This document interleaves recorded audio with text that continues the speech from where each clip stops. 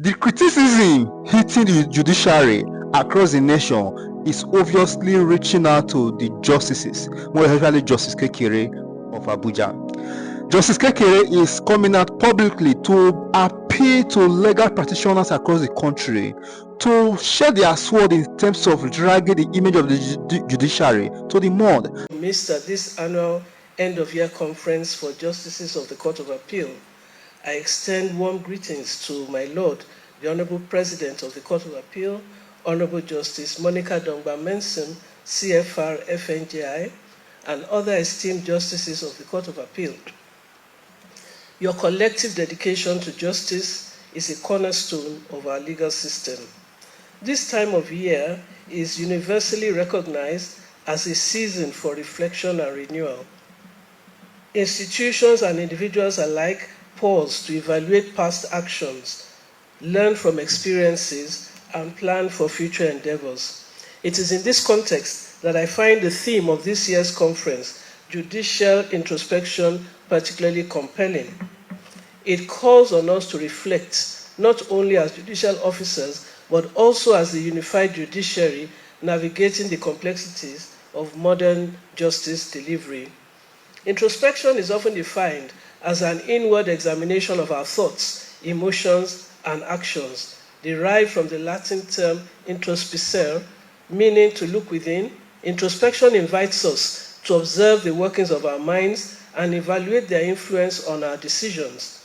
A most fascinating illustration of introspection, and one I find particularly worth sharing, comes from the reflections of Sir Matthew Hale, a distinguished former Chief Justice of the King's Bench in the 1600s. In reflecting on how to become a better judge, Sir Hale wrote, and I quote, "That I suffer not myself to be prepossessed with any judgment at all, till the whole business and both parties be heard." He also said, and I quote, "Not to be solicitous what men will say or think, so long as I keep myself exactly according to the rule of justice." These enduring words eloquently encapsulate the bedrock principles of judicial impartiality and integrity. They underscore the imperative of maintaining an open and unbiased mind until all sides are fully heard and remaining steadfast in the pursuit of justice, unswayed by external opinions or pressures. Sir Hale's reflections also highlight the timeless necessity of self-awareness in judicial conduct. They remind us that introspection is not a passive exercise, but an active and ongoing commitment to upholding the highest standards of fairness and integrity, qualities that remain central to the effective discharge of our duties today. In the same vein, Adam Smith, the Scottish philosopher, encapsulated the essence of introspection when he said, "The first thing you have to know is yourself. For a man who knows himself can step outside himself and watch his own reactions like an observer." This profound statement reminds us that self-awareness is not just a personal virtue, it is a professional necessity for those entrusted with the administration of justice. As I do say, we need to be the change that we want to see in the world around us. For judicial officers, introspection serves as a critical tool for enhancing performance, refining judgment, and bolstering public confidence in the judiciary. It demands not only self-evaluation, but also an openness to change and growth, particularly in response to the evolving expectations of society. While introspection is often individual, the judiciary as an institution must also engage in collective reflection. This is vital because the judiciary, though made up of distinct judicial officers, is perceived as a single entity. Public confidence in our system relies not only on our individual integrity, but on the collective strength of our institution. This conference represents an opportunity for collective introspection. Through discussions, shared experiences, and learning, we can identify areas for improvement and strategize on how to overcome challenges that affect justice delivery. Judicial education plays a key role in this process. Increasingly, judicial training programs are incorporating social context awareness initiatives that emphasize understanding the diverse backgrounds, cultural, economic, and otherwise, of those who come before our courts. These programs ensure that we deliver justice not only impartially, but also equitably.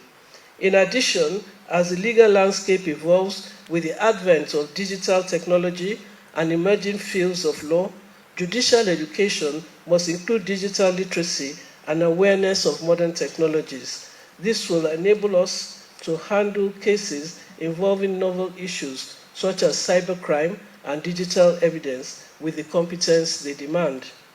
At the appellate level, the collaborative nature of decision-making presents unique opportunities for introspection, particularly in view of the particular status of hearing of matters by multi-judge panels. Multi-judge panels encourage robust deliberation, ensuring that judgments are comprehensive and well-reasoned. At this level, where appeals are heard and reserved for judgment, the holding of conferences to collectively deliberate on issues and matters that come before the court cannot be overstated. Conferencing is an essential tool that promotes mutual respect, deepens understanding, and enhances the quality of our decisions. However, introspection also requires us to examine how our collective processes can be improved. Are our judgments addressing the root issues brought before us? Are we sufficiently attuned to the broader societal implications of our decisions? These are the questions that judicial introspection seeks to answer. My lords, while we celebrate our achievements, we must remain conscious of the challenges facing the judiciary, case backlogs, funding constraints, and I'm happy with the promise and encouragement we have received from the House Committee on the judiciary, and public perception of judicial inefficiency are significant concerns. However, I believe that through introspection, we can develop innovative strategies to tackle these issues internally. For instance, by leveraging technology to streamline case management or enhancing the use of alternative dispute resolution mechanisms, we can improve efficiency and accessibility. Additionally, introspection compels us to reaffirm our commitment to ethics and accountability, ensuring that our actions remain above reproach. Now, the issue of conflicting decisions is one of great concern in our community at present time. And one of the reasons that we have conflicting decisions is because many panels do not hold conferences to discuss all reserved judgments. It is strongly recommended that conferences be held. I cannot overemphasize this point. We are an appellate court for a reason, and the reason is that several heads are better than one. So holding conferences, exchanging opinions and ideas on matters that come before us is extremely essential. We have presiding justices here, and if it has not been your practice, I want to appeal to you that you start making it a practice. It is a very, very essential tool in the work that we do. And in conferences, no matter your level in the court, you have an opinion, you have experience, you have knowledge from whichever court you came from to get to the appellate court. And therefore, your voice should be heard. It is also important that these conferences are held in good time so that where there are conflicting opinions, they can be discussed before judgments are given.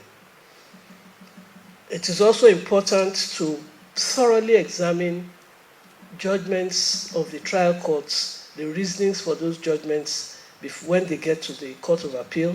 We have recent decision or a case where a wrong interpretation was given to the decision of this court that informed the decision of the trial court. So it's also, some of these things will probably be brought to light in the process of holding conference.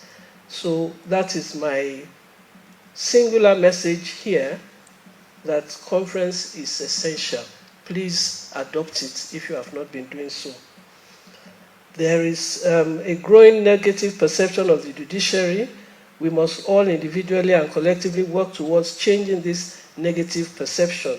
And I must say that the last meeting of the NJC, we did state, when the press relief was made, that while the court will look at the council will look into genuine complaints, we will also stand to support our judges and justices where frivolous complaints are made, and we are looking at ways to work on that to make sure that where frivolous allegations are made, that there are consequences.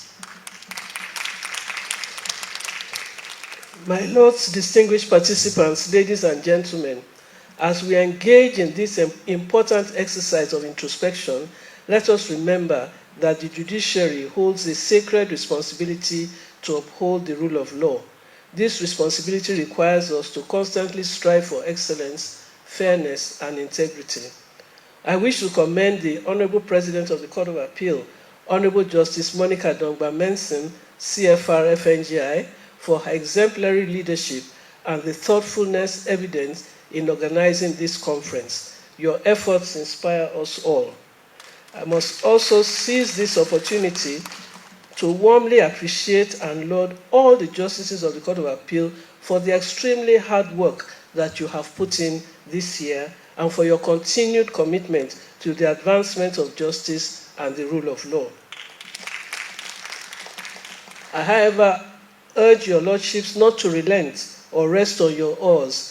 According to her, it behoves on all legal luminaries to restore sanity, to restore the image of the judiciary. The court and many across the nation lambasted the judiciary for accepting a gift of building houses for judges by Wike in FCT.